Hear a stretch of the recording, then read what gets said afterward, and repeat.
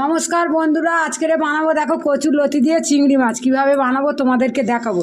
এ দেখো চিংড়ি মাছটা কেটে নিয়েছি, লতিগুলো কেটে নিয়েছি, আর এখানে আছে জিরে আদা বাটা।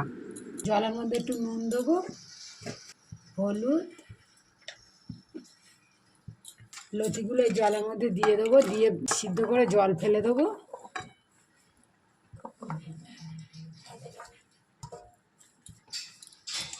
ঢাকা দেবো।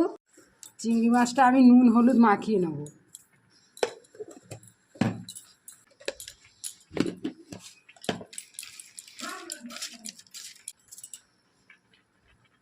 সিদ্ধ হয়ে গেছে, আমি এবার নামিয়ে নেবো।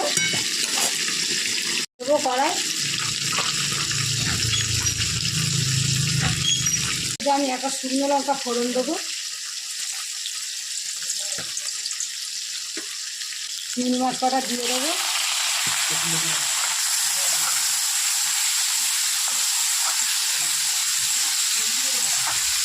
করে একটু ভেজে নেবো চিংড়ি মাছটা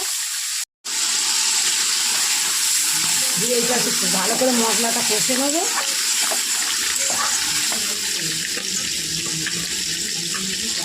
এটা একটু লঙ্কা গুঁড়ো দেবো চিংড়ি মাছের মধ্যে।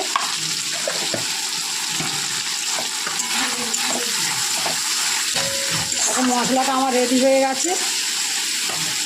এর মধ্যে কচুর লতিগুলো দিয়ে দেবো,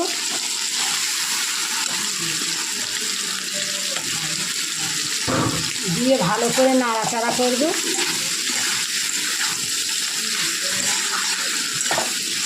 সামান্য একটু জল দেবো,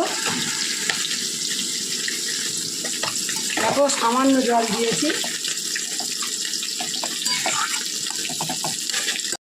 কচুর লতিটা আমার হয়ে গেছে, দেখো আমি নামিয়ে নিয়ে গেছে। আমি এবার গামলার মধ্যে নামিয়ে নেব।